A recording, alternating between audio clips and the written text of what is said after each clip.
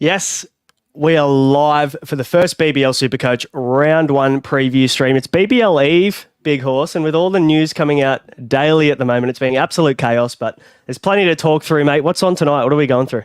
Oh, isn't there? We're talking through the latest injury news, adjusting our predicted 11s for like the 20th time. We will preview each matchup, reveal our final teams, and answer everyone's questions live right here. Braino, let's get to it.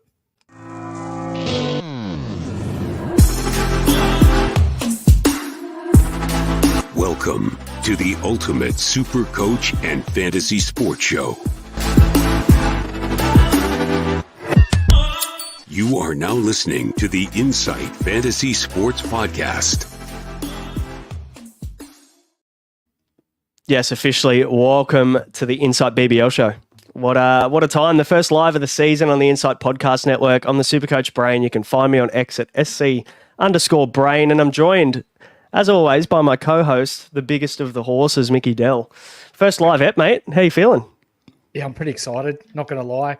I love that we've got a lot of people in the comments already gearing up, ready to go. But, geez, there's been some changes over the past even 24 hours, hasn't there? Oh, mate, I was starting to feel pretty good about my team. You know, we've done a lot of research and we've looked into this a lot. And then it feels like every single day, maybe the last week or so, something's happened where a player's either been signed or a player's out late or we find out they're injured. And then it changes my team. And the structure of our team obviously changes as well, because you're kind of relying on a few of these blokes that are relatively cheap to kind of buoy your more expensive players. And the structure kind of gets mucked up completely, doesn't it? Yeah, it does a little bit. But we need everyone to stay tuned because we've got some news straight off the press tonight that has only just broke that will impact sides. Yes, big time, mate. Before we dive into that, of course, guys, hit subscribe and like and follow and review us and do all those things to help us. We would really appreciate it if you do like the content. And of course, if you haven't joined the Unlimited group yet, please do. There's plenty of prizes up for grabs. 482267 is the Unlimited code. So jump in that one. Click in the link in the description if you're not really good with numbers like me. You can just go into the description below, click the link, and it'll take you straight there. So happy days. Are we giving away a weekly prize as well as a couple of overall prizes? Oh, shit, yeah. Every week. Whoever gets the top score gets a free prize. How good's that? Thanks to the standard squeeze as well, a little combo pack, or they can get themselves a little bit of a 4-in-1 happening here, kind of little thermos thing that keeps your drink cold or keeps your coffee nice and hot. So happy days from them. And we're giving away a Supercoach ring for the overall winner as well, aren't we? And I don't know. I think I put something on Twitter earlier that said if we get to a certain number, we might throw in an extra little supporters jersey there for the winner. I think I did. Have we reached it yet? I don't think so. Get us to 400 though. Everybody can see how many people are in the league. So if we get to 400 by the time the first ball is bowled tomorrow night, we will chuck in a supporter jersey for the winner as well. So make us pay up. I'm just going to make Mick pay for it, by the way. It's not going to be me. It'll be the Big Horse. He can fund that. So you sound just like my missus, mate. Good work. Make the man pay up. Guys, lastly, jump in the Discord. With all the chaos and everything that's been going on over the last 4 weeks, really, that we've been looking at this, things have been changing daily. I can guarantee, so we're going to reveal our teams, as Mick mentioned earlier, but they might change by tomorrow night. You know, we're going to be making decisions really late most of the time. We're going to see that the toss has happened and we're going to see a team list named, and I guarantee you at least once or twice throughout this first round, we're going to see a player in our team and we go, fuck, they're not named. And we're going to have to pivot on the fly. We're going to have to move really quickly. So in the Discord, Mick and I are going to both publicise every single move that we make throughout the first round, just so that we're transparent and everybody knows what our team looks like. So jump in the Discord. The link is in the description below as well, so that you can get access to our trades, our final moves, our captains, all that kind of shit too. And we've got an awesome Ripper community in there as well. So, mate, there's a bit to talk about. So we probably should dive into the news, shouldn't we? Let's get straight into it. It's time for some news from around the league. All right, do I look like I'm reading news with glasses? Does it make me look smart? You look really nerdy, and I find it really attractive. Oh, love that. All right, we're here. We're here for it. I better take him off. I don't want to get you too excited. Now, the guys, the latest news, of course, is brought to you by Bonus Bank. Bonus Bank is Australia's #1 matched betting site. And match betting is Australia's most profitable side hustle as well. I'm sure not many people knew, but it makes you risk-free and tax-free money every single week. And with the help of Bonus Bank's tutorials and their tools, you can find edges on enhanced odds, sign-up bonuses, money-back guarantees. You can do all that kind of stuff. And you can actually create an account on bonusbank.com.au. You go to their website and you can create a free account, make your first $75 on them. In addition to that, if you want to sign up to one of their premium or their premium subscriptions, you can get 25% off your first month by using the code INSIGHT. So jump on those guys. On average, Bonus Bank members make up to $2,500 in their first 2 months, which is massive. So give Bonus Bank a crack. Can't hurt, can it? Make a free account, see how you go. I signed up, I used the code, and I won't say I've made that much money, but it's nice.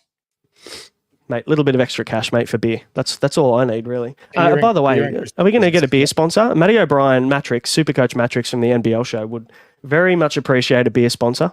So I know that the man sinks probably more tins than I've ever seen any human sink in their life. So definitely help the man out. Get him some free booze.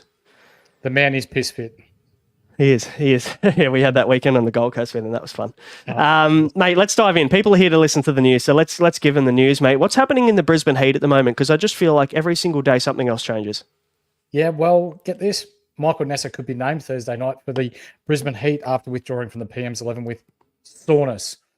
Who drops out for him? Has Josh Brown won the opening spot for round one after his 150 balls in the trials? Pearson was quoted today in saying that Paul Walter is a great hitter of the ball and really handy to have as an extra bowler when required. What does that scream out to you? Does that mean he may be used if others are getting belted around the park, or he is going to be used to fulfill some overs in the middle? That doesn't fill me with confidence. No, not at all. I reckon Paul Walter's been one of the only players that hasn't left my team. And until now, I'm probably a little bit more apprehensive about his role now. I was really hoping that he was going to be the fifth bowler. And look, he really still could be. He still could be the fifth bowler. They could be just talking in terms of, he's not going to be a frontline quick. We're not going to use him in the first power play or whatever. So you just don't know what kind of context this conversation's been taken out of.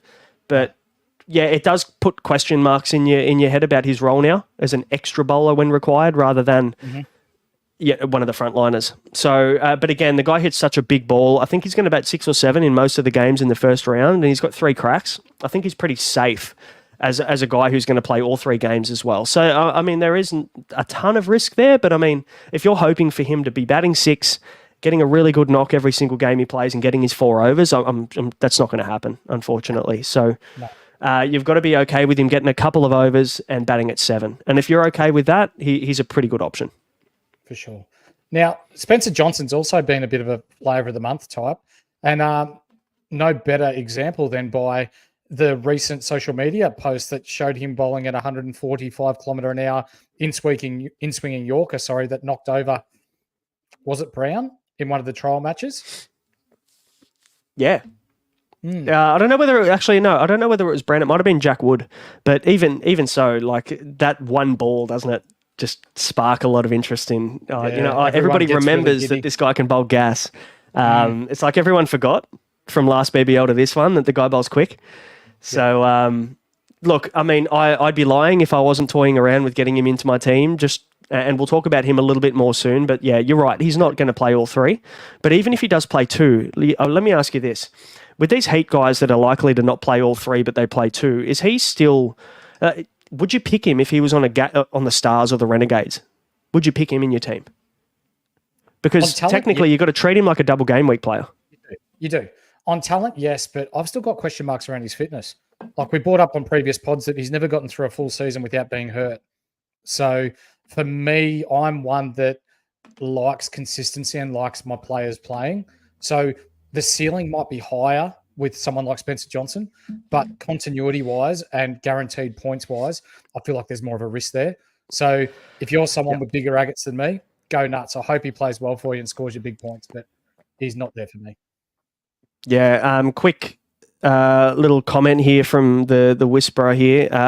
With Walter being iffy, you're more keen on Kuhnemann for safety, and I'd probably say if you're a conservative Supercoach player, and you want to have the safer option, Kuhnemann for sure. He's going to play all three. He's going to bowl 4 overs in every single game as well. He's their frontline spinner. He'll probably tie up an end as well and get through his overs pretty quickly. So there's plenty of value in a guy like Kuhnemann in that team. Do you agree? Absolutely. Oh, absolutely. And I'll throw some stats out later. We've done some digging, and the stats that I found will back up your theory. Very good. Now, these guys that are coming back in for game 3, the PM's 11 guys. Nath McSweeney, Jimmy Pearson, and Matty Renshaw are going to come in and play game 3.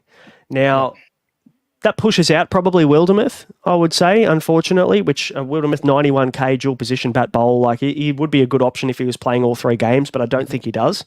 And Josh Brown, who's very popular as well. I think he definitely doesn't play in game 3 purely because you're going to see Renshaw and Colin Munro up the top of the order, I think, in game 3. So we'll talk in depth about our predicted 11s for each game as well, because Heat have 3 different lineups for 3 games, don't they, in this first round? They do. We encourage everyone to hang around because, as Nath just said, we've got a list, we've got team sheets of who we believe will play in each and every game. So we will go through all of that. And guys, we've got heaps of comments coming in. We appreciate it. I'm starring them all. I promise we're going to come back to it. We just want to keep things flowing for now, because there's a good chance we might answer these naturally throughout the episode. So we will come back and we'll answer all the questions at the back end of the show. So stick with us.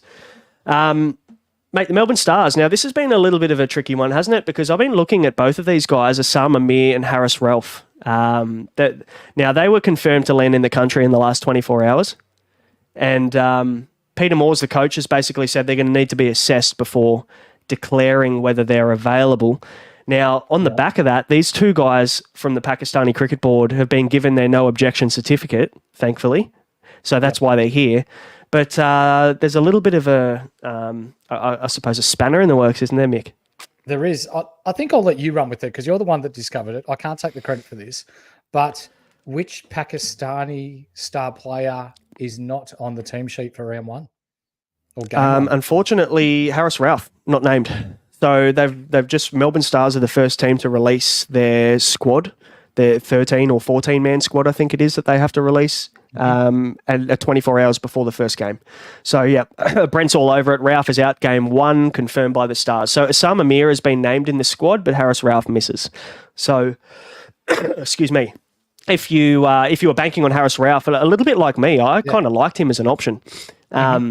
You probably need to look at Mir now or look somewhere else. And I don't mind Assam Amir as an option too. We'll probably talk about him a little bit later, but unfortunately, you're only going to get one of the 2 Pakistanis in game 1. Which makes things even harder to predict what this lineup is now going to look like from game to game in their double game week, doesn't it? Which it does. Again makes things harder to pick your starting team.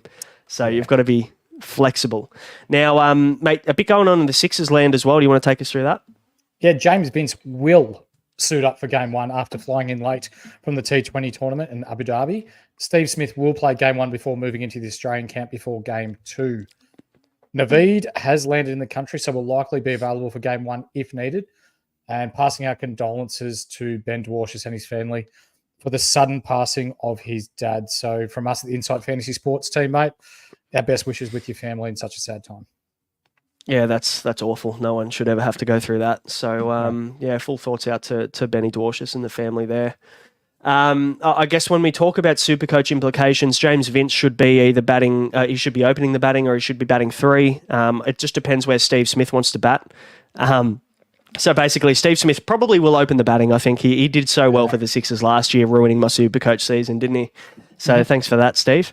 Yep. He'll play game 1 and then he'll piss off into Australian camp for game 2. So that'll open the door then for someone else. But you mentioned Naveed's in the country now. This is an interesting one because we'll talk about the injury news very soon, but it seems like Stephen O'Keefe. Now, the enigma that is Stephen O'Keefe. The bloke's never played a full double game week in his career. So there's every chance he lines up in game 1 and then disappears in game 2. So Naveed could get 1 game, Sock could get 1 game. We just don't know. So there's a lot of volatility there in the lineup. I'd probably be passing on both just so that you're certain on your other picks, are going to get their games. Yep, 100%. And look, I wouldn't blame Ben Dwarshis if he missed this game as well. We don't know when the funeral's going to be, so look, mate, take your time. But that probably opens a door there for another quick at the Sydney Sixers, but I'm not necessarily looking at any of their other quicks aside from Curran and Abbott. They're the two for me that are the goers, and then I think you probably pass on everybody else.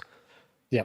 Do you reckon there's a chance then if Dwarshuis doesn't play that Enriquez, Moises gets a bowl? Oh. He's been bowling pretty well. Yeah, he has, but he doesn't like bowling himself. I mean, you look back in previous BBLs, he easily could have bowled in a few of those games there last year and the year before, but he hasn't. So I don't know. I feel like Jack Edwards probably gets a roll before Moses does, to be honest. Yeah. So maybe that opens the door for Jack Edwards to get some overs, and that makes him a very intriguing option, doesn't it, at 62K? Yeah, it does. Yeah, it does. Yeah. We'll talk about him soon. Now, let's move on to the Renegades, mate. Very popular. Our picks to win the comp, your boys. Now, yes, sir. We initially thought that Quinton de Kock wasn't going to be here for the full round. Now the news has come out that he potentially will only miss game 1 and could be back as early as game 2. What does that do in terms of your moves now? Because, I mean, you tell me if I'm wrong here, but doesn't that affect Joe Clark and his ability to get some extra points behind the wickets? Yes. I hate it. Like, it's shit form. Just give us a team that's going to play every player 2 games, so we know how we're going to structure our sides instead of a little bit of guesswork. But it is what it is, and they're the cards we're dealt with. Joe Clark might be worth a little play even without the clubs, though. Like, round 1 last year, he scored 100. Mate, quality player. And just remember, we were all thinking that Quinton de Kock was going to be here, and we were still pushing the Joe Clark agenda, saying that this guy was going to be good. And there's no doubt that he will be. So I don't necessarily have a problem picking him as a bat only, especially with Renegades' draw being they've got 5 games in the first 3 rounds. So I think we still need to be looking at him. He's only 11% owned, by the way. That's pod territory for Joe Clark, which is insane. Yeah. For a team that has the most games in the first 3 rounds. That's very nice. So definitely still looking at Joe Clark. Now, Nick Maddison's been rumoured to open the batting with Quinton de Kock missing the first game, but it kind of makes him now a placeholder for Quinton de Kock when he comes back, doesn't he? Mm-hmm. Yep. Not ideal. Like, the man's going to play, but with Quinton de Kock coming back, where does that mean Maddo's going to bat? It's insane. So what we'll see is we'll probably see Maddo open the batting. We'll see Fraser McGurk. He might bat 3 or 4. Now, the word out of Renegades camp is that Sean Marsh is ready to go. He's fit. I should rephrase that. I don't know whether Sean Marsh has been fit in about 10 years, but he is capable of walking onto the field and doing a job. So it looks like he's going to line up and bat at 3. So if he bats at 3, Fraser McGurk does Fraser McGurk bat 4 or does he bat 5? I'd probably argue maybe Fraser McGurk bats 5, Aaron Finch bats 4. That's probably the way I see it going in round 1 in game 1. Which then does that limit Fraser McGurk's ability to score highly? Absolutely, it does. Bowls, so, yeah.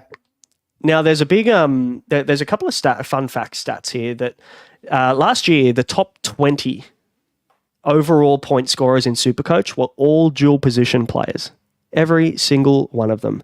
Now, we're looking at bat-only players like Jake Fraser McGurk, and yes, he'll make money, and yes, he's dirt cheap, but you've got to have the role.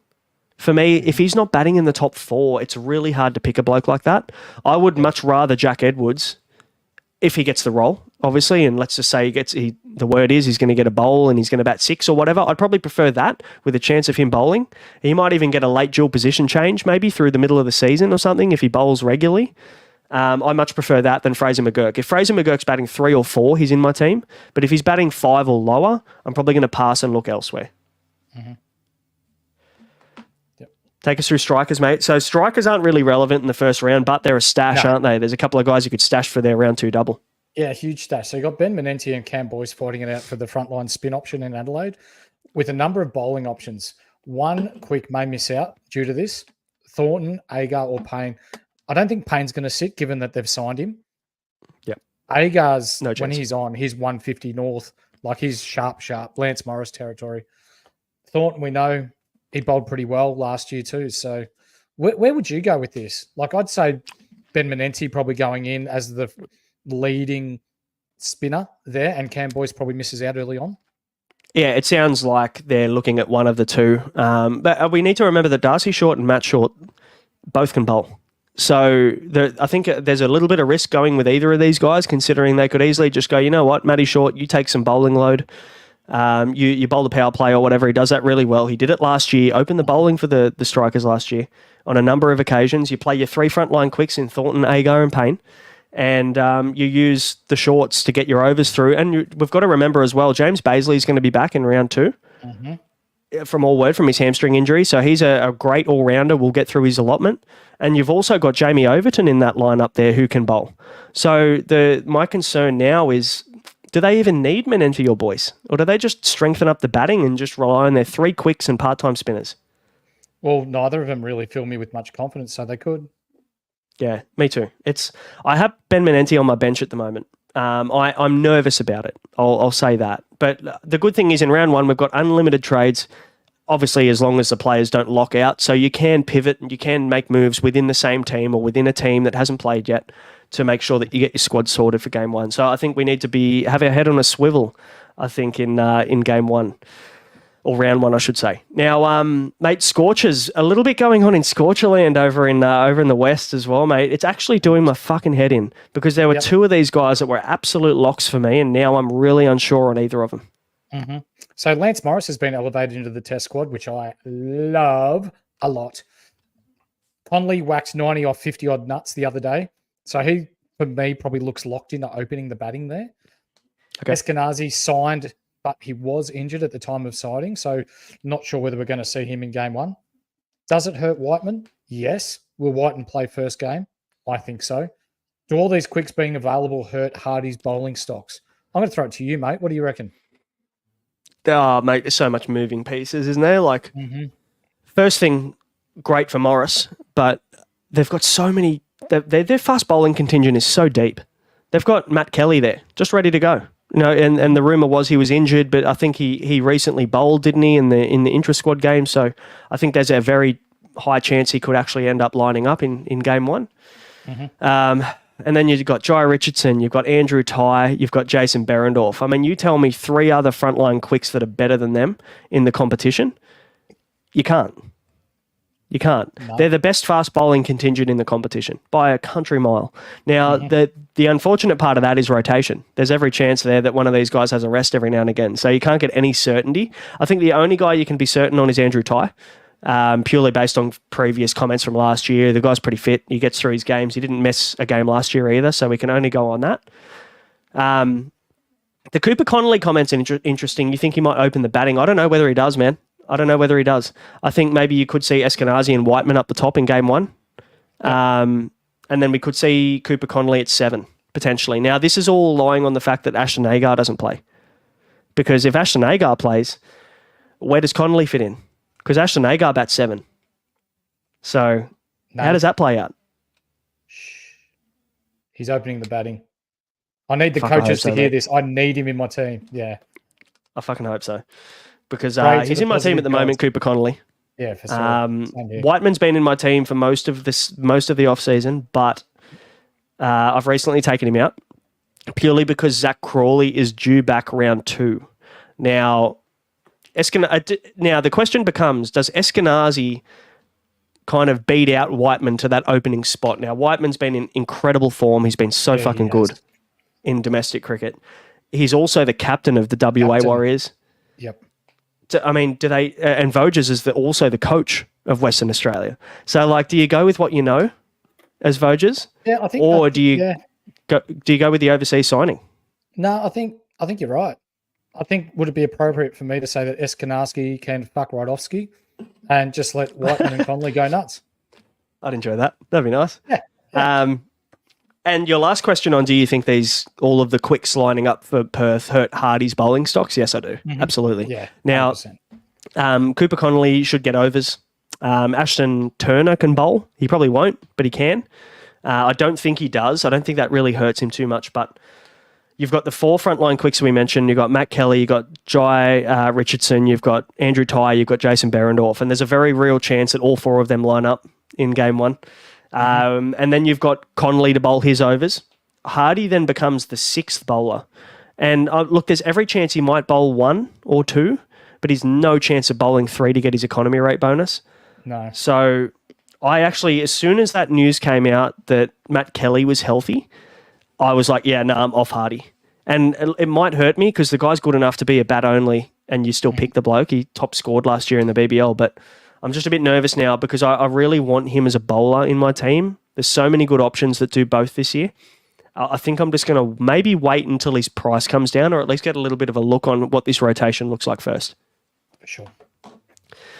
Sydney Thunder aren't super relevant anyway, so we can move through them. But Bancroft and McAndrew will be basically both finished playing the PM's 11 game. So the PM's 11 game is in Canberra, and this game for the Thunder is at Manuka Oval. So they'll basically be in Canberra already. So Bancroft and McAndrew will come straight back into this team. Zaman Khan, who's come across from Pakistan as well, he's got his no objection certificate. He's going to play the first 4 games for the Thunder, and then he's off. So Pakistan haven't granted any more than 4 games for any of their international players in the BBL, unfortunately, which is a disappointment. But that leaves us with Thunder, mate. And look, no one's really picking too many Thunder players aside from Tanvir Sangha, so we can probably pass that one through to the keeper. Now, I think so. We have got a ton of injury news and things to talk about, so let's rip into that.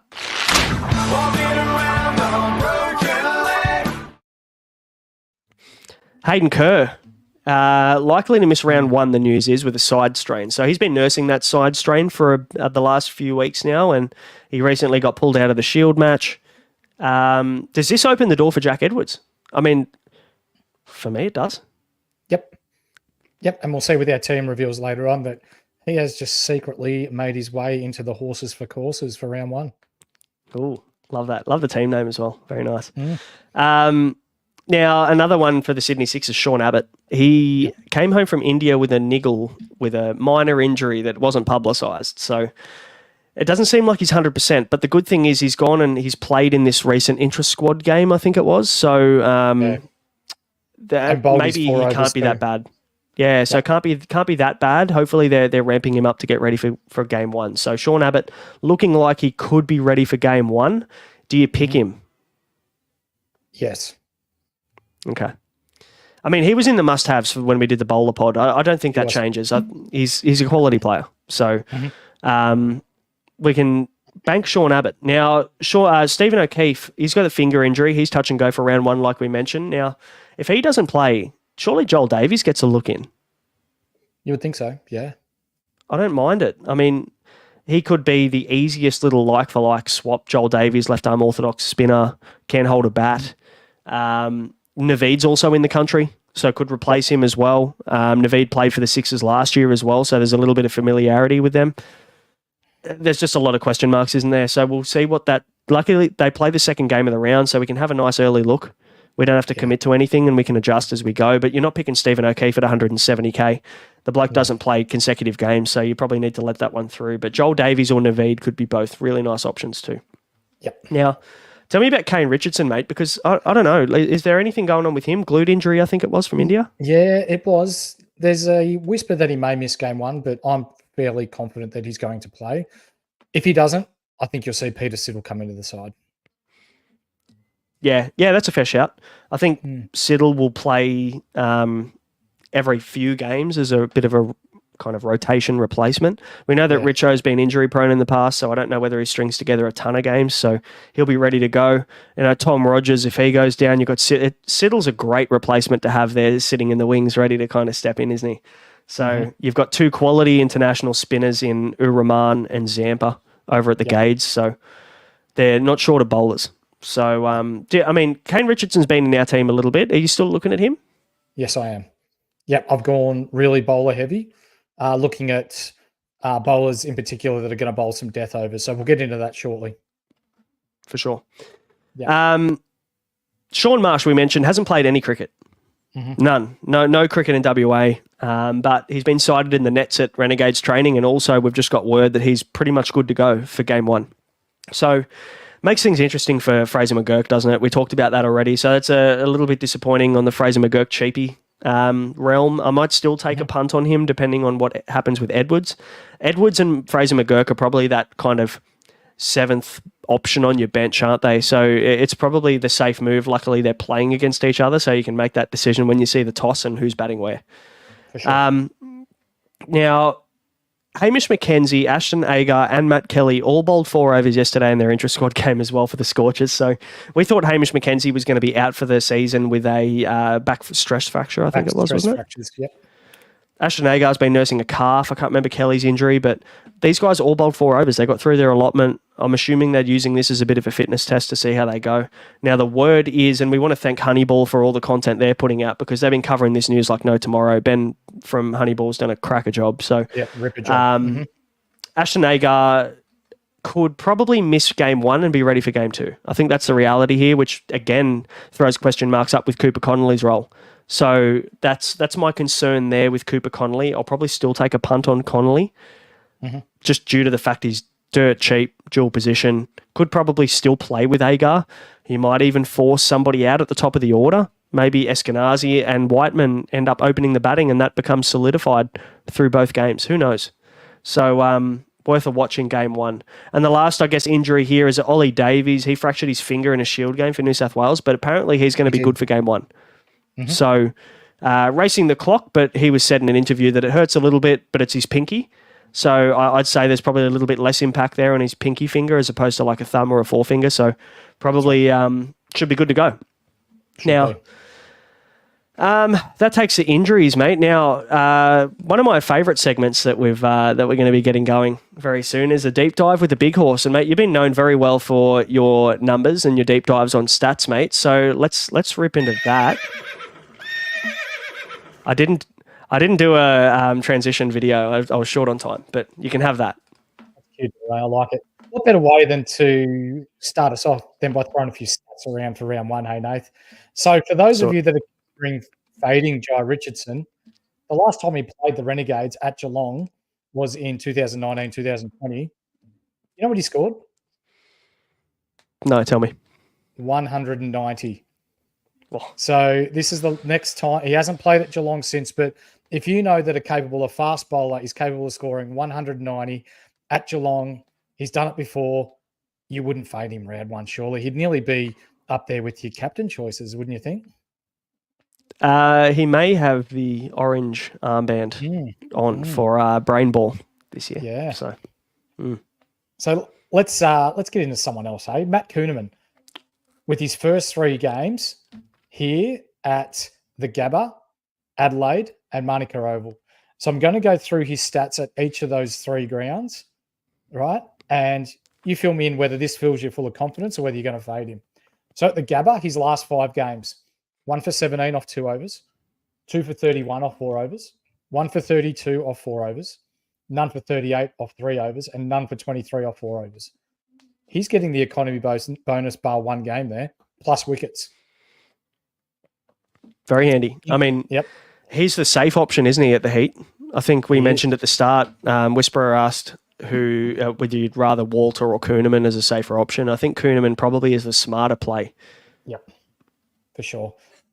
We haven't even got started with Adelaide Oval yet. So Adelaide are known for having the short square boundaries, but his last 3 there, he's gone none for 17 off 2, 3 for 47 off 4 overs, and 2 for 26 off 4 overs. So serviceable and quite good for a spinner there with short boundaries. And his last 4 at Manuka Oval, in Canberra are as follows. And our mate Brent, shout out to Brent, who's from Canberra himself. 1 for 23 off 4 overs, 1 for 35 off 3 overs, 1 for 15 off 4 overs, and 0 for 21 off 2 overs. Out of the, 12, 13 games that I've just shouted off to you, he's got the economy bonus in 9 of them and taken wickets in all bar 2 games. Handy. I mean, you know what you're going to get from him, don't you? You know you're going to get your 1 for 25 to 30. That's pretty much it. That's what you're going to get from him. And he might jag a 2 for or a 3 for every now and again. He might tie up an end. His whole job in this team is to tie up an end so that Spencer Johnson can basically come in and do the damage. Basically, they've got some really attacking fast bowlers. So you tie up an end with Kuhnemann for 4 overs. That's before you know it, you're 8 overs deep into an innings with Kuhnemann tying you up at one end, and you realise, fuck, I've got 5-6 overs left to actually have a crack here. And you got Nisa coming in at the back end of the innings, getting 3 junk wickets at the death. So That, it's the perfect role for him. And I think if you're a patient super coacher, yes, we have 9 rounds. We don't have 14 or 13 anymore. We've got 9. But in saying that, I think 9 is plenty. You can have a conservative pick or two. And I think Kuhneman is one of the perfect ones to pick on a triple game week in round 1. Now, we do have a source who has detailed to us that Jack Edwards bowled his 4 overs in the Sixers' last practice match, which included him bowling in the power play and in the surge. Could be a really nice pot at 62K. Yeah, I mean, we talked about him a little bit, haven't we, already? But for me, like, intra-squad matches, yes, they're important, but there's also some guys in there that aren't of BBL standard. No offense to them, but they're filled with a few grade cricketers and a few guys that are up and coming through the squads and stuff. So, I mean, you can take it with a grain of salt, but it's good to see the trend that he's actually bowling. I think that's probably what I wanted to see from him the most, is that he's actually rolling the arm over and getting a crack. And like I said before at the start of the episode, I think that he bowls before Moses Henriques does. So, which is positive. And the good thing is we're seeing some recency here. That's right. 2 more players I want to talk about. Nathan Kudenile from the Melbourne Stars, the rival of the Renegades. So I'm just going to go through some game 1 or week 1 stats of Mr. Kudenile, NCM, as he's known by his friends. So 2002 in game 1, 3 for 19 off 4 overs with 11 dots and 1 catch, 15 off 11 with the bat too. Game 2, 2 for 24 off 4 overs with 8 dots. Fairly handy. Game 1, 2021, 2 for 27 off 4 overs with 10 dots. 2020, game 1, 4 for 10, man of the match. This bloke loves playing early in the season and then just turns to shit. I don't mind this pick if you want to get spicy. Yeah, the price puts me off a little bit, but when you look at the stats, you could just take a punt on him in round 1 as a super pod. And then you can move him on. You plan to move him on, or you use him as enough for your loophole because the Stars have the buy in round 2. So you could do that. I don't mind it. Your last one, though, is the one that intrigues me the most, and I'm scared as fuck to start with this guy, but I feel like I can't not. I feel like I've overcommitted or over-invested in this guy. Yeah. Go on. Break my heart. Josh Philippe. So we see he's over 50% owned, but I'm going to shout some numbers at you as to how he's performed this year. So with the bat, this is all digs he's had this year, right? 4, 8, 3, 22, 1, 1, 0, 61. Yeah, good work. Raise the bat. 0, 6, 22, 14, 24. You take out that 61 and he's averaging 10. Ugh. I mean, some of those scores, correct me if I'm wrong, they're against India T20 team, right? Mm-hmm. So international team, I'll give him a break. I'll cut him a break on that. But the rest of it's domestic cricket, isn't it? So, yeah, he's in piss poor form. When you're looking at Philippe, all you do is think about Sydney Sixers Philippe in the BBL. You don't think about Western Australian Shield cricketer Philippe, do you? So, yeah, I have him as an emergency bench loop at the moment, purely because I want to have a bite at the cherry and an opportunity potentially to fade him if he doesn't do well or loop him in if he does. Because he's so heavily owned. He's 50% owned right now. He's the second highest owned player in Supercoach right now.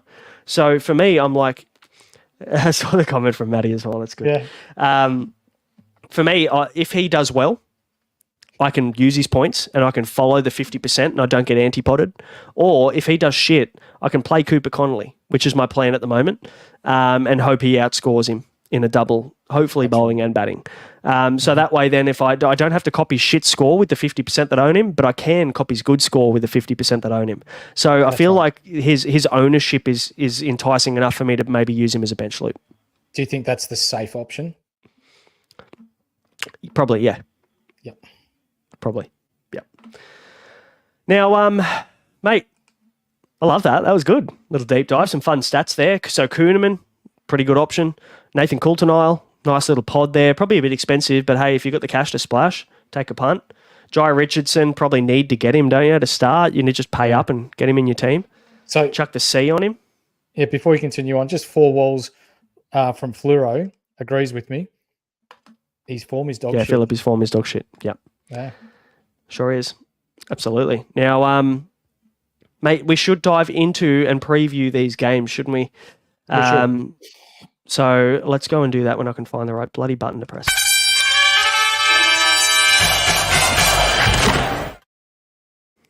Ooh. Cracker, isn't it? Does that give you Richie tingles Benner. down your spine? Yeah, It does. that is Richie Benner, 100%. Yeah. Guys, the game previews and our predicted 11s are brought to you by Ryan from Astute Newstead. Now, I'm sure, look, you've wondered probably which bank is the best bank. You've probably also wondered if your dream home is even affordable.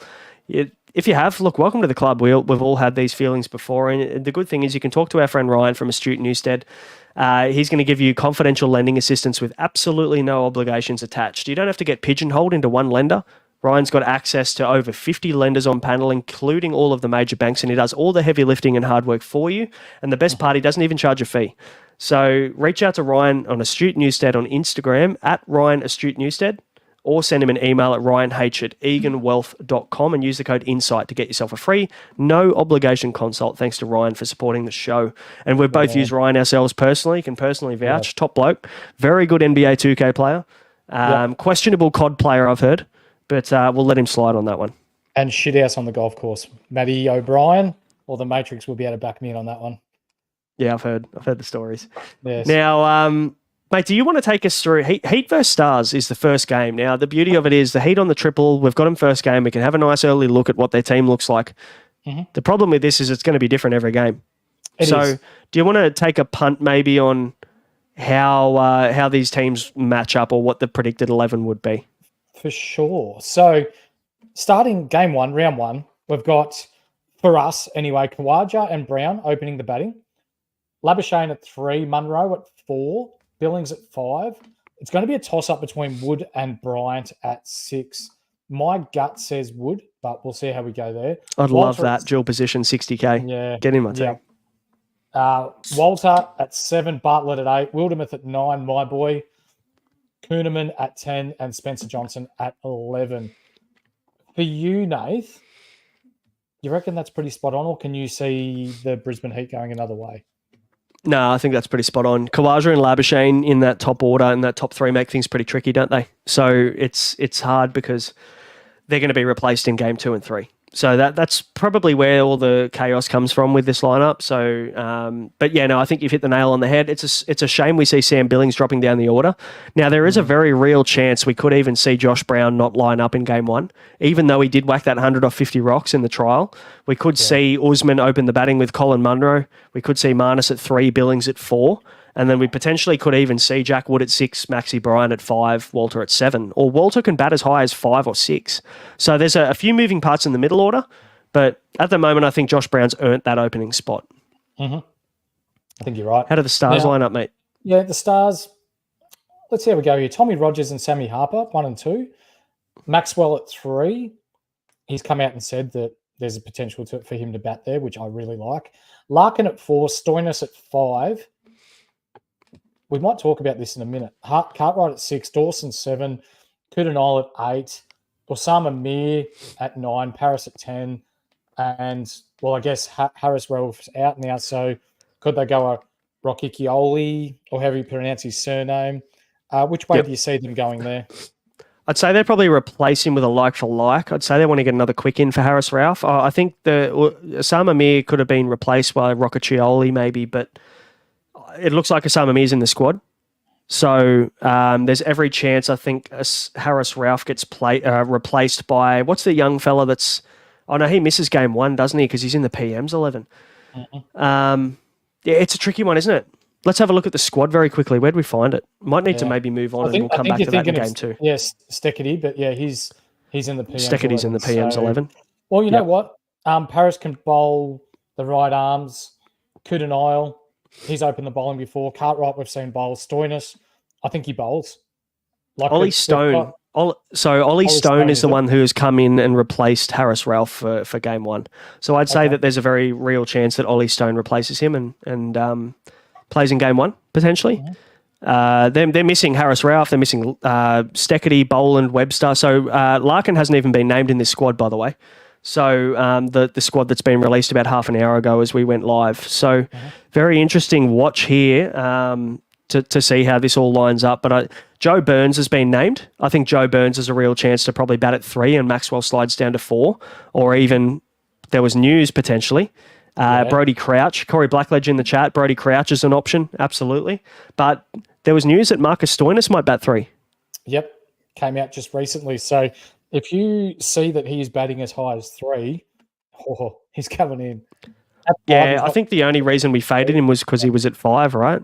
Yeah. So if he bats 3, I'll probably just get him in for sure. But yeah, no, that sounds pretty spot on, mate. Sixers Renegades. Yeah. Tell me about the Sixers, mate.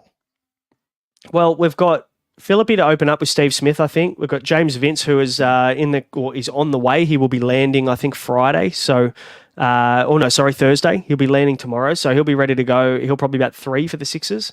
Moses Enrique's at 4, Jordan Silk at 5. Then we've got a toss-up between Jack Edwards and Daniel Hughes. Daniel Hughes scored some runs recently in the intra-squad match. Jack Edwards bowled relatively well in the intra-squad match. So it's a bit of a toss-up there, but Edwards could realistically bat 6. Tom Curran at 7. Then we've got depending on whether Sean Abbott is fit, we could have Abbott at 8 or Joel Davies. Then we've got Benny Dwarshus. We're not quite sure on his status, so we'll just assume that he's going to play until we know otherwise. At 9, then we've got either Naveed or Stephen O'Keefe at 10 and Jackson Bird at 11. So a few moving parts there, and it's pretty hard for us to know because there's a lot up in the air with the Sixers, but I think their top order is pretty solidified while Steve Smith is there, and then your guess is as good as ours with who comes in with Curtis Patterson, Daniel Hughes, Jack Edwards. Any of those guys could bat top 3 when Steve Smith exits for the game 2. For sure. Tell me about my boy Renegades. How do you think they're going to shape up?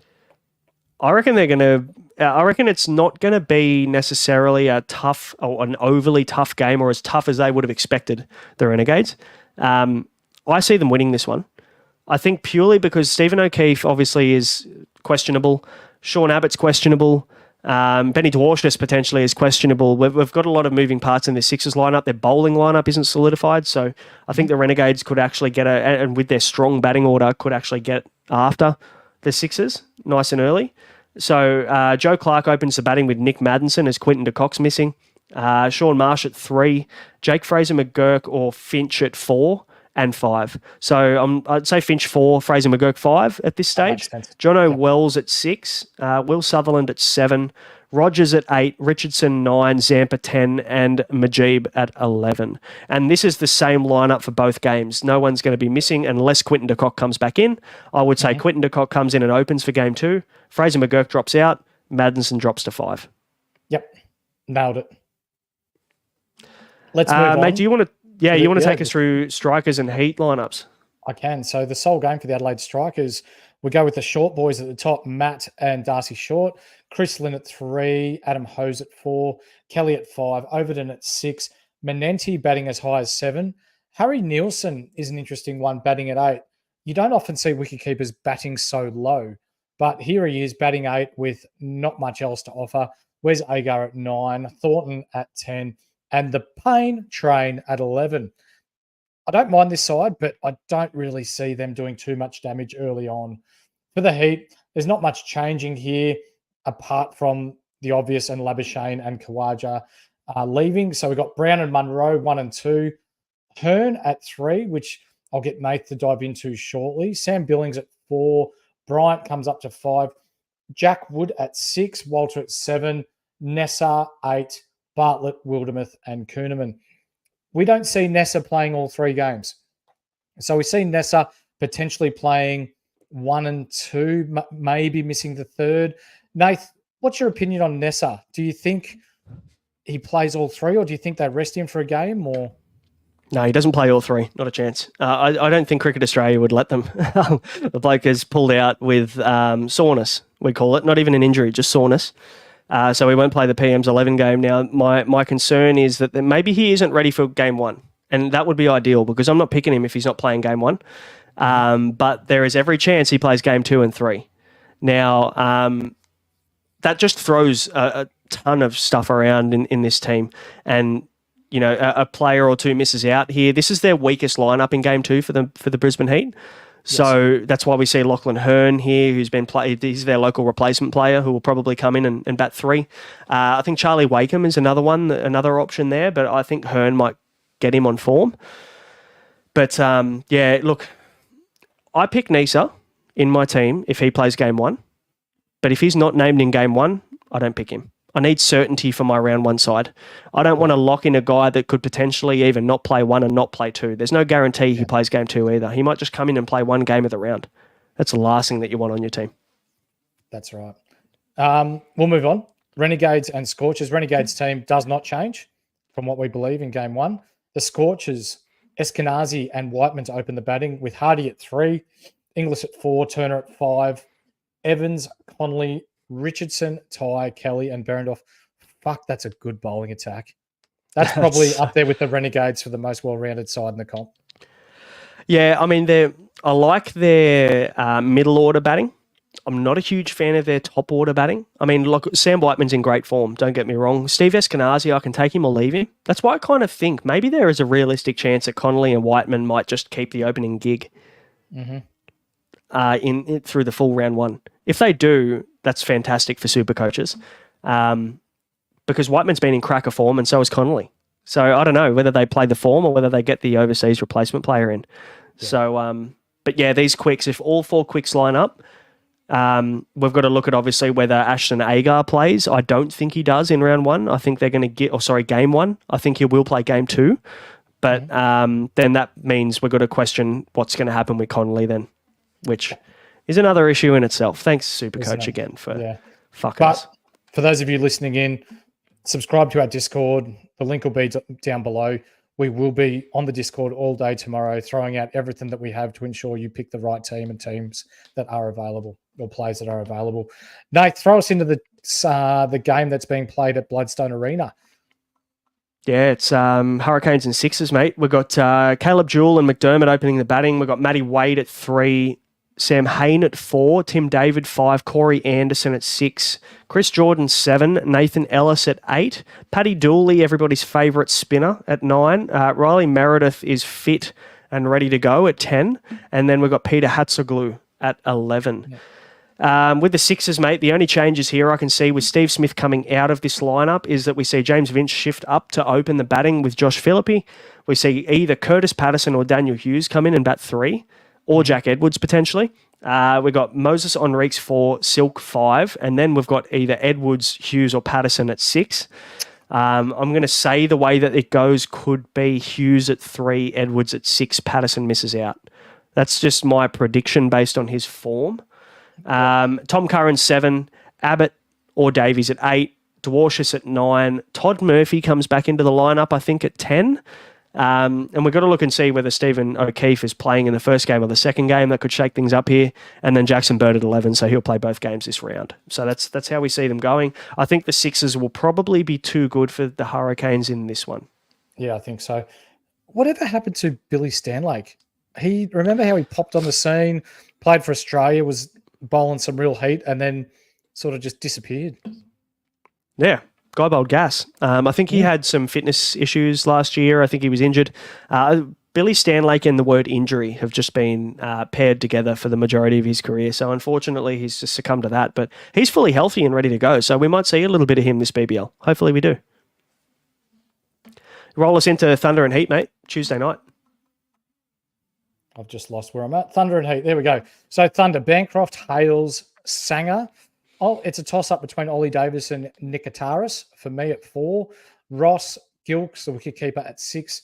Daniel Sams, who we believe will be the most owned player come round 4, at 7. McAndrew, Green, Khan, and Sanger, who I fucking love watch bowl. Jeez, he's just awesome, isn't he? Even in India, on spinning decks where you'd expect a spinner to bowl well, but India being such good players of spin, and yet bar one game, his run rate was at 7. Like, just incredible. Gun. Absolute gun. I mean, look, the inner leggy in me absolutely is probably biased towards loving leg spinners much more than I love quick bowlers. But in saying that, Tanvi Sangar's a serious talent, and I think he's going to be something pretty big for us in the future on all 3 formats. So I like him, and he is in my team at the moment on the bench. So definitely worth looking at. But yeah, I agreed with Kai in the chat. Only reason that it's a toss-up between Davies and Nikitaris is because of the hairline fracture. So we mentioned that at the start of the show. If Ollie Davies is fit, he's locked into that 4 spot. Absolute weapon. Yeah. Now, Brisbane Heat's third game. Again, they'll have a different lineup, but they'll have probably one of the stronger lineups they have. All their PM's 11 guys come back into this squad. So we'll see Colin Munro open with Matty Renshaw. We'll see Nathan McSweeney come in at 3, and also a handy bowler. A little bit underrated, Nathan McSweeney. I think he could provide them a little bit of an extra option there. Sam Billings at 4. He will lose the gloves, unfortunately. Maxi Bryan at 5. Jimmy Pearson at 6. Paul Walter at 7. Neser at 8. Bartlett 9. Johnson 10. Kuhneman 11. You know one person we haven't talked about here? Mitch Swepson. Not once have we named him in our best 11. I actually don't see him in their best 11. I don't either. No, absolutely. And what is he, 71K? People are, fuck, he's so cheap. He's played such good cricket in the past, but there's a reason why he's so cheap. That's right. 4 letters, and it rhymes with hit. Yeah, good. Yeah. Mate, take us into the last game of the round. We've got a full week of BBL before the round ends. Big round. How good. I love it. I can't wait for it to start. But Stars and Scorchers, Wednesday, 7:15 at the G, the home of cricket. Tommy Rogers and Sammy Harper opening the batting with Glenn Maxwell at 3. Webster back at 4, who before PMs, he was locked into my side. Unfortunately, we're going to see one game out of him, but may look to get him in later in the season. Stoinis at 5, Cartwright 6, Dawson, NCN, our boy at 8, Osama Mir at 9, Steckity at 10, and if Ralph's in and available at 11. Perth Scorchers, do you see much changing with their side for their game 2? A little bit. It all depends on Ashton Agar's fitness, really. I think Eskenazi probably opens. I wish he doesn't, and I hope I'm wrong. I really hope I'm wrong because it's good for super coaches if Connolly and Whiteman both open, but I feel like Eskenazi opens and then Connolly and Whiteman are probably battling it out for that other opening spot. You got Aaron Hardy at 3, Josh Inglis keeping wickets at 4, Ashton Turner, the captain, at 5, Laurie Evans at 6. Then you've got Ashton Agar at 7, which I think he'll be fit for game 2. Then you've got the 4 quicks. You've got Richardson, Ty, Kelly, and Berendorf. Now, not great for Connolly here, but I think realistically, we look at Connolly's form in domestic cricket and in these intra-squad matches that they've been playing. Fuck, the guy's a weapon. He's the future of WA cricket, this kid. Yeah. So I think they'd be silly to be playing a Sam Whiteman, no offense to Whitey, who is a 32-year-old, versus Connolly, who can also bowl and provide them a bowling option. You've got to go with Connolly, don't you? Maybe it's my bias because I just really want the bloke picked for my Supercoach team, but I don't know. No, I think it makes sense. Yep. Mate, we've got tons to get through. We've got an awesome amount of questions as well to get through. So you want to fast track these team reveals a little bit, and let's just go through them. We'll talk through them without putting them on the screen, just because it might be a little bit easier to run through them. Okay. But what we will do again, we can put it in the Discord as well. Yeah. Okay. Yeah, we will be putting them in the Discord 100%, but let's just put them up. We'll work it out. It's all good. All right, so do you want to start with yours, mate? Yep, I can. So for those of you that can see the screen there, I'm starting with Billings on field with Whiteman as my emergency in my wicketkeeper's positions. Sam Billings, he's been in ordinary form, but we've seen him in the past. It takes one lap sweep, takes one cover drive, and he's off. So fairly comfortable having him in my number 1 spot in the wicketkeeper position. Sam Whiteman there, cash gen. He'll make me some coin and then move him on. With my batsman, I've got Curran. We've gone through his numbers previously. What did he average in the West Indian comp? It was like 109 Supercoach or something like that. Just ridiculous. How can you say no to that? At this stage, I've got Hardy, but Hardy may change into Nessa if Nessa starts game 1. Munro. If necessary. It is necessary. I like that. Well done. Yeah, Munro's right there. He's my lock as one of the only batsman-only plays that I'm going to carry through this.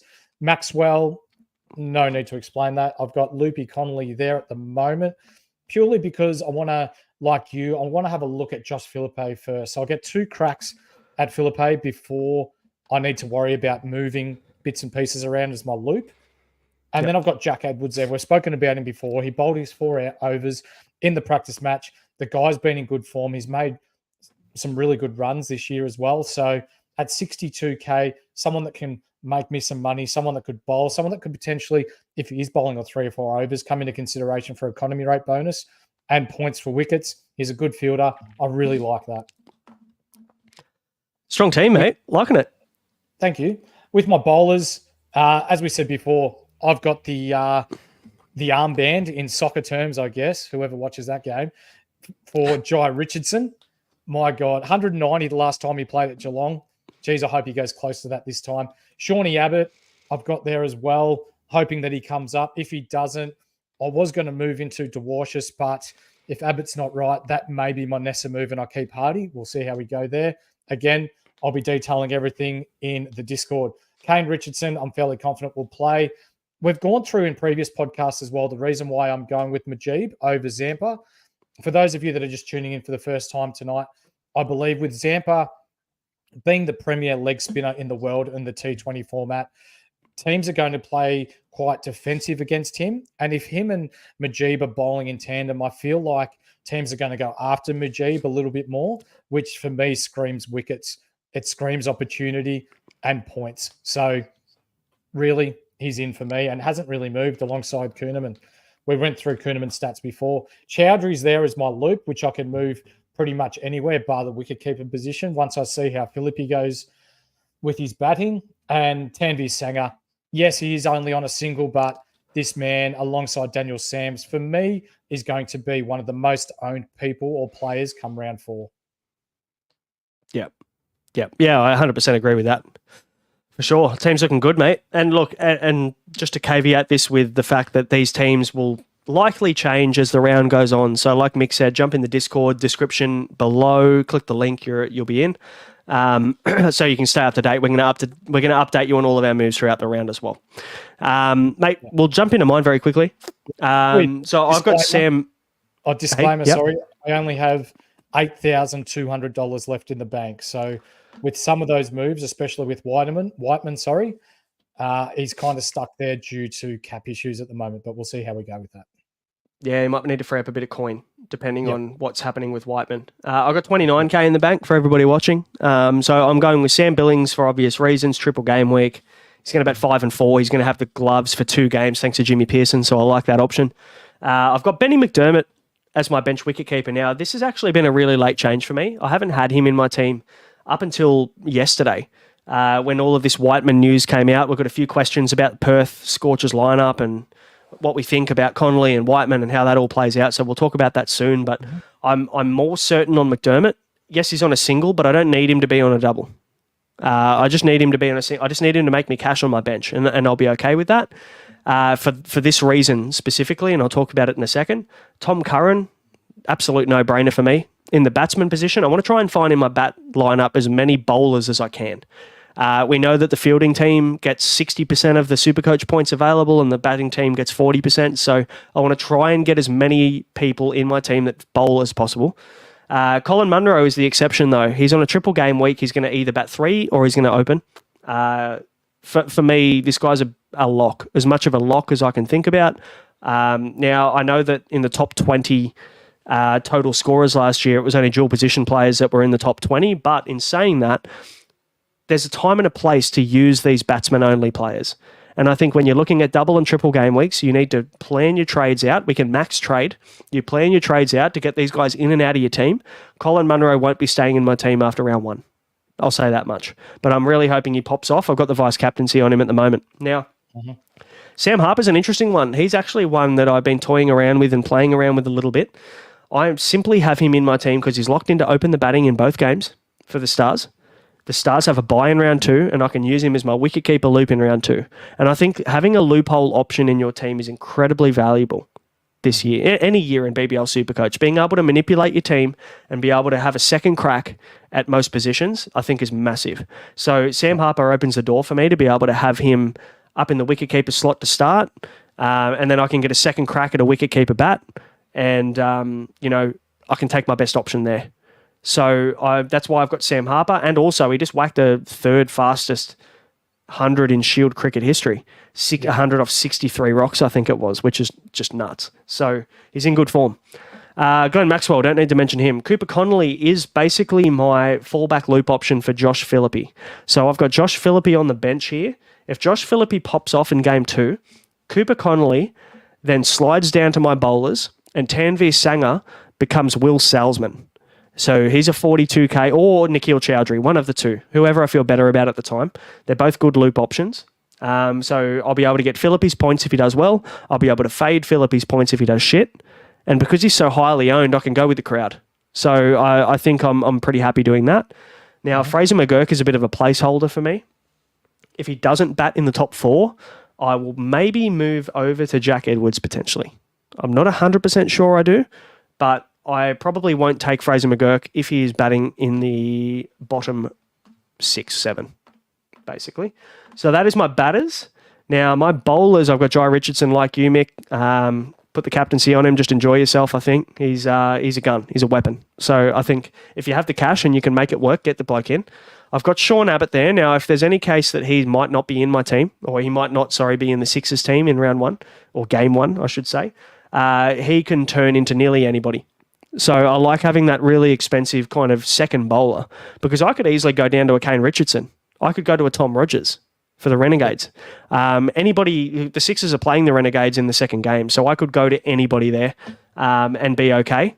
So I've got a bit of a fallback option, and if Sab plays, then I just take him. So I don't have a problem with him being in my team. He was a bit of a no-brainer for me at the start of the season. So now that the word is that he's played this intra-squad game, I'm hopeful that he does line up. I've got Adam Zampa. You've got Majib, I've got Zampa. Nice little point of difference there for us. Absolutely. Zampa, the more popular option, going with the crowd there, but I think the guy's coming off a world record leg spinning World Cup campaign, so you can't argue with the form, can you? No. Fun fact, me and Zamps competed for the leg spinning position for New South Wales back in the day, and I think it was 2010, 2011, so beat me to it. And, as you can see, he's done pretty well for himself, hasn't he? How'd you go? Yeah, I'm a PT now. So, okay. Yeah, that's how I went. Yeah. So clearly you won that battle. I did. Absolutely. I fucking hate traveling the world. That'd be awful. For anyone that is listening in here and listen to one of our previous podcasts, and Nate had to bring up the fact that I may have popped out my thumb while putting away a gardening tool.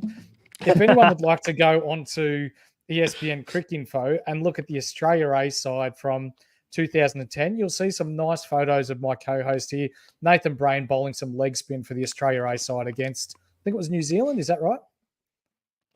It was so we're up at the Sports Academy, basically, like the Centre of Excellence, it was called. So we went and we played against India A, South Africa A, and New Zealand A. So we played against some pretty good cricketers back then. And you might find me.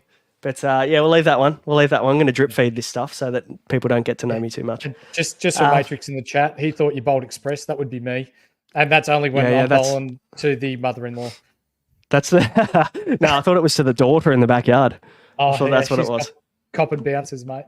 Yeah. I've got Paul Walter and Matty Kuhneman. So I'm running with 4 Brisbane Heat players to start in round 1. Both at 105, 104k. Really nice price. They're on the triple. I think both of these guys play all 3 games. I am a little bit concerned about Paul Walter's role, but he's my only dual position player around that price that I feel comfortable starting with, and it gives me the flexibility to be able to shuffle up and down in my batting order and my bowling for loops and other things. So important that I have a dual position player in the bowlers there. And I've got Tanveer Sangha and Ben Menenti on my bench, mate. Sangha, gun, Ben Menenti, double game week in round 2. Hopefully we get a little bit of news about Menenti or who wins that spot, Menenti and Boyce. But we'll stay tuned on that. He's far and what? Not that it's a hot race there in Adelaide, because neither are really household names. But Cam Boyce has not been bowling well. No. Mate, that's the teams. Let's quickly answer some questions before we wrap this bad boy up. The NBL boys are hopping on after us, so we need to make sure we're off and ready to go so they can hop on. Anybody, NBL Supercoach as well, by the way. Make sure to stick around. These guys are going to be going live in the next 10 minutes, so stay with them. Now, let's cover these questions, mate. Now, Brent is asking, good friend of the show as well, Brent. He's got no bloody idea, but he appreciates our help so far. How many heat is too many heat? I'm going to go and say 4. Yeah, I was going to say 4. If you got any more than 4, you've got too many, mate. Given that they've got the triple game week round 1, they've got 2 buys throughout the season. You're basically just playing your Brisbane Heat players round 1, and then you're looking to move on. So if you got 4, I'm comfortable. Any more, and I'm starting to get uneasy. Yep, I agree. I think there's only 5 guys, potentially maybe even 4, that only play all 3 games. So I think he's those 4, that we mentioned earlier in the pod are probably the go. Plowboy is asking Corey Anderson, will he get picked early?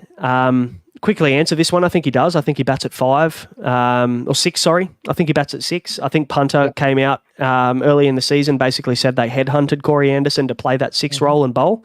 So I think he's pretty safe, mate. Yeah, I just don't know whether you want to pick too many Hobart Hurricanes players on the single with their draw. That's my only concern. Draw.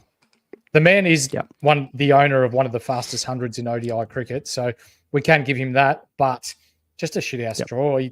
He snicks off, makes fuck all, barely bowls. Jeez. And I know he does bowl, but I don't think he bowls that much for Hobart. Yeah, not worth the risk. Agreed.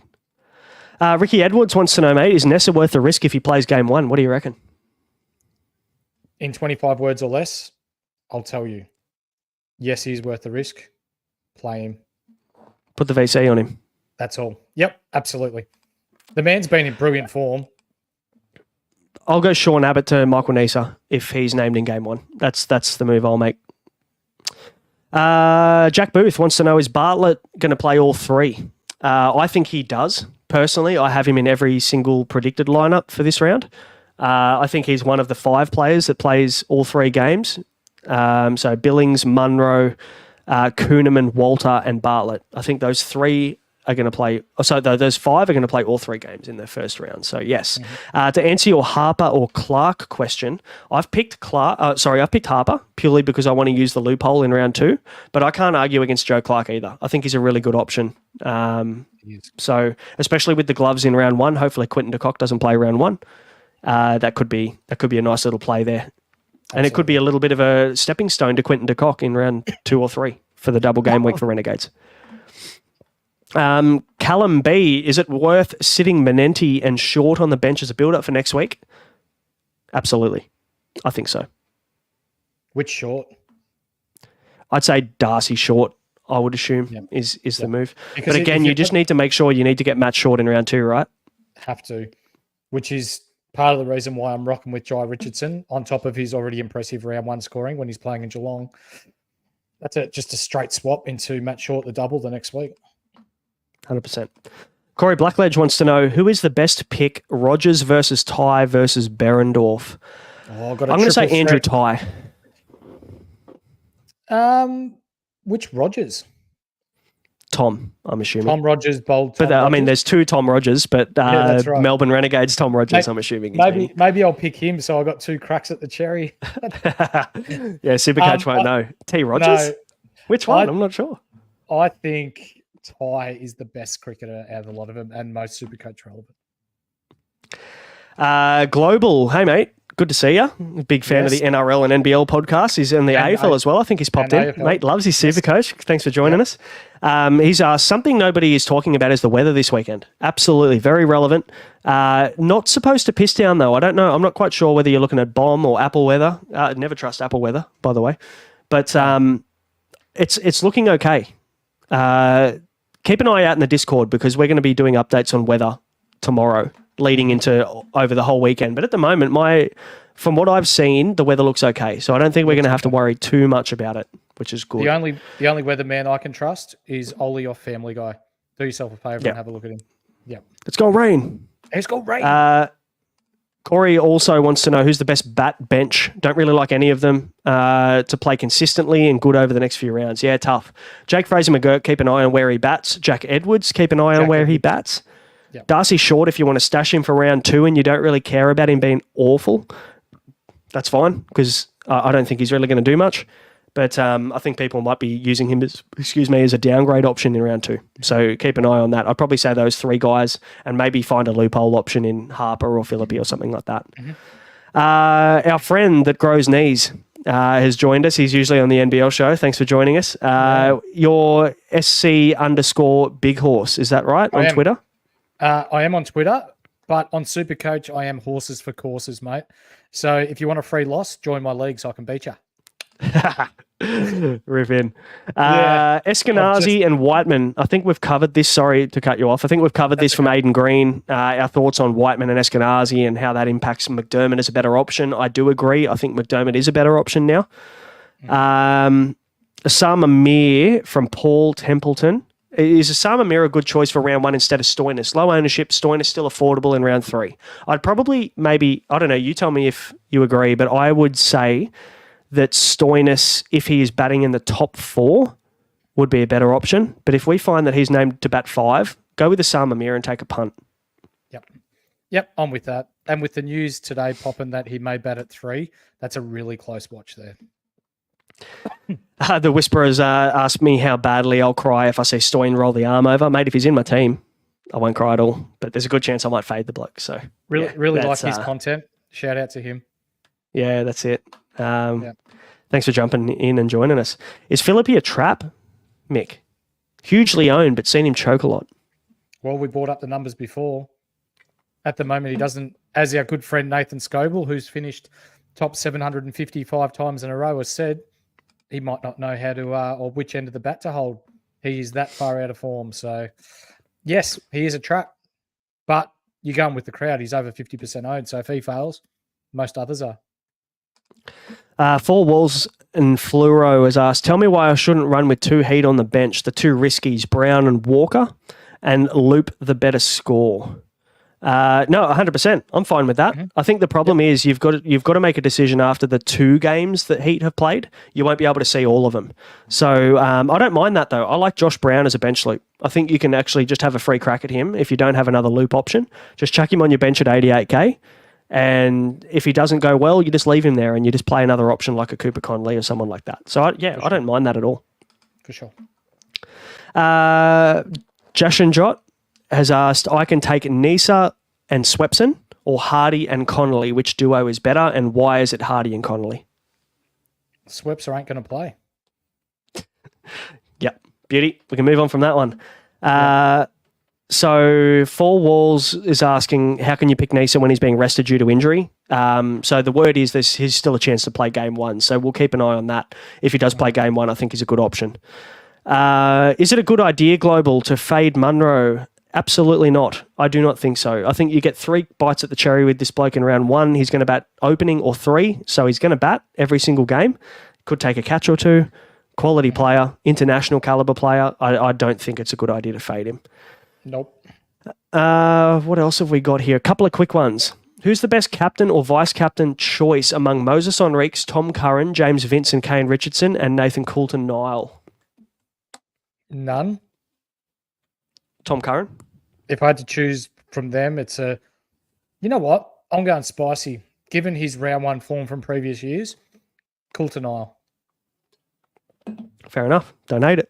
Put your VC on a Heat player and then C into Coulter-Nile in game... Oh, no. Coulter-Nile's game 1. You're going straight C. Potentially. Oh, VC. Oof. Okay. VC, Coulter-Nile, C, Curran. That's our answer. Northern Districts. Thanks for the question. Jack Booth, Hardy, role not good enough. We pay up for Richardson. I think so. I would much rather Jai at an extra 70K than Hardy questionably bowling. That's probably the way I'd look at it. Four Walls is also not a fan of Billings and his form's been dog shit.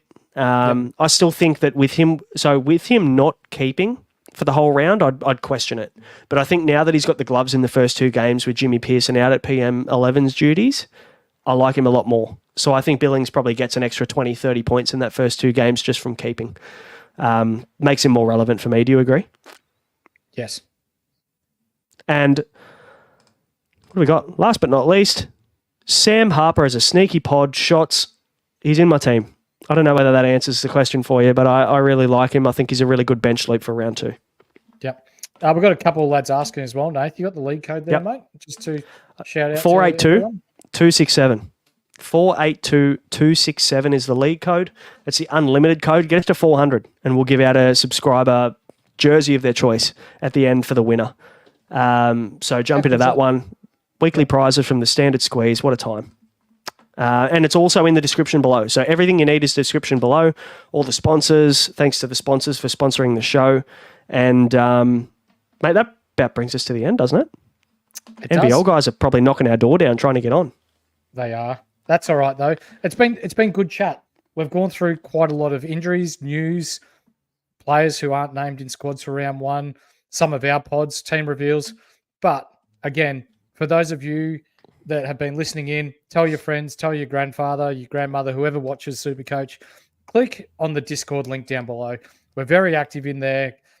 We're very open and transparent with what we're doing with our sides. So everything will be detailed in there as to what we're doing, and happy to give out advice as to how we think you should roll. So it doesn't cost anything. Jump in. 100%. Thanks, guys, for watching. We really appreciate it. First live done and dusted. We'll be coming to you every single week around the back end of the week as well. So keep an eye out for that. We'll keep you up to date. Jump in the Discord. Follow us on socials. Do all those things. Give us a sub if you haven't. Like the content. We'll see you next time in probably about 7 days, 6-7 days time for the preview for round 2. Thanks for joining. Catch you later. See ya.